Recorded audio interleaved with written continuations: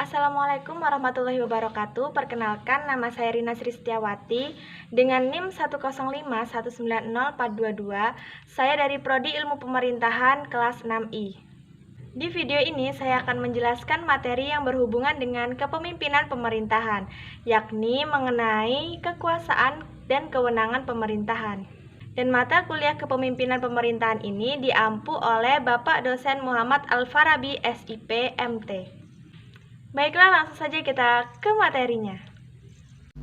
Kekuasaan dan kewenangan dalam pemerintahan. Berbicara tentang kekuasaan. Jadi, kekuasaan itu tidak dapat dibagi rata pada semua anggota masyarakat, yang mana kemampuan untuk mempengaruhi pihak lain untuk kehendak yang ada pada pemegang kekuasaan. Kekuasaan ini merupakan suatu konsep kuantitatif yang dapat dihitung hasilnya. Dua luas wilayah, siapa orang yang dipengaruhi, lamanya berkuasa, uang, dan barang yang dimilikinya. Dan secara filsafat, kekuasaan itu dapat meliputi ruang, waktu, barang, dan juga manusia. Filsafat kekuasaan. Menurut Max Weber, kekuasaan itu adalah kesempatan seseorang atau sekelompok orang untuk menyadarkan masyarakat atau kemauannya sendiri, dengan sekaligus menerapkannya terhadap tindakan-tindakan perlawanan dari orang-orang atau golongan-golongan tertentu. Selanjutnya ada konsep kekuasaan. Nah, di sini terdapat 2 poin. Yang pertama, kekuasaan itu merupakan kemampuan seseorang atau sekelompok manusia untuk mempengaruhi tingkah laku seseorang atau kelompok tersebut, sehingga tingkah laku itu menjadi sesuai dengan keinginan dan tujuan dari orang-orang yang memiliki kekuasaan tersebut. Nah, hal ini dicetuskan oleh Miriam Budiarjo. Poin yang kedua, keseluruhan dari kemampuan, hubungan-hubungan dan proses-proses yang menghasilkan ketaatan dari pihak lain untuk tujuan-tujuan yang ditetapkan oleh pemegang kekuasaan itu. Hal ini dicetuskan oleh Osioka Fleck.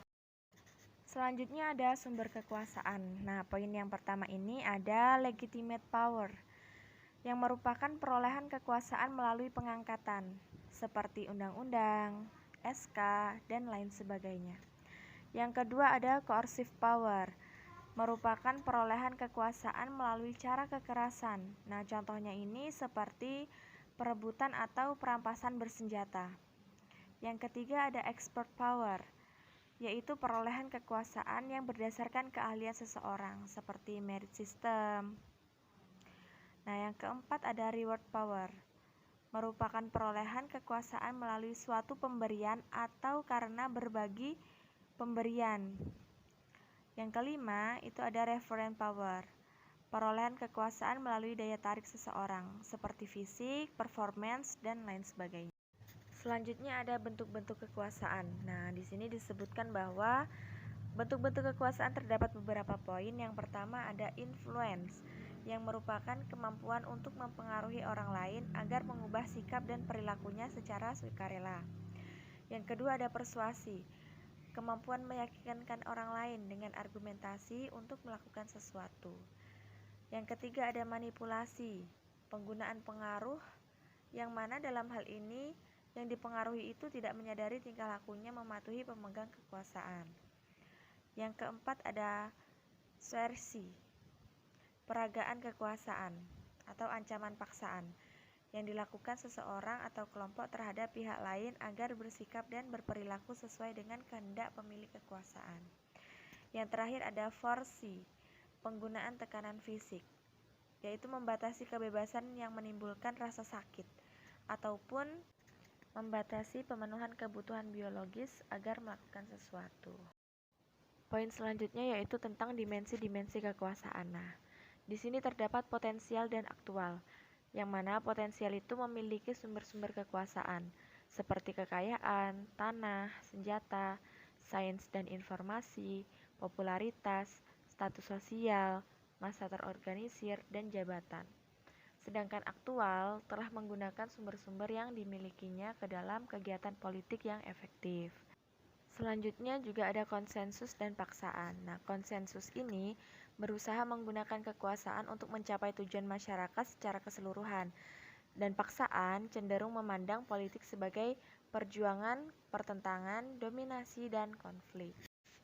Selain itu, dalam dimensi-dimensi kekuasaan tentu saja ada dampak positif dan negatif, ada perbedaan jabatan dan pribadi, ada implisit dan eksplisit, yang mana implisit ini pengaruh yang tidak dapat dilihat tetapi dapat dirasakan, sedangkan eksplisit ini pengaruh yang secara jelas terlihat dan terasakan. Selain itu juga ada langsung dan tidak langsung. Selanjutnya ada pelaksanaan kekuasaan. Di sini ada 3 masalah utama kekuasaan, yakni bagaimana kekuasaan dilaksanakan, bagaimana kekuasaan didistribusikan, dan mengapa seseorang atau kelompok tertentu memiliki kekuasaan yang lebih besar dalam situasi dasar kondisi tertentu. Selanjutnya ada 4 faktor pelaksanaan kekuasaan. Yang pertama, bentuk dan jumlah sumber, yang kedua, distribusi sumber, yang ketiga, kapan menggunakan sumber, dan yang keempat, ada hasil penggunaan sumber kekuasaan. Selanjutnya ada kewenangan. Kewenangan di sini merupakan kekuasaan negara dalam menguasai masyarakat yang memiliki otoritas dan kewenangan. Otoritas dalam arti hak untuk memiliki legitimasi kekuasaan dan kewenangan dalam arti hak untuk ditaati. Yang terakhir yaitu tentang perbedaan kekuasaan dan kewenangan. Nah, jadi kekuasaan ini tidak selalu berupa kewenangan, memiliki keabsahan dan tidak selalu memiliki keabsahan. Sedangkan kewenangan hak moral untuk membuat dan melaksanakan keputusan politik dalam sebuah negara atau pemerintah. Nah, jadi itu tadi penjelasan materi mengenai kekuasaan dan kewenangan pemerintahan dari saya. Kurang dan lebihnya, saya mohon maaf yang sebesar-besarnya dan saya ucapkan terima kasih banyak kepada Bapak Dosen Muhammad Al-Farabi, SIPMT, yang telah memberikan tugas ini. Dan saya akhiri, wassalamualaikum warahmatullahi wabarakatuh.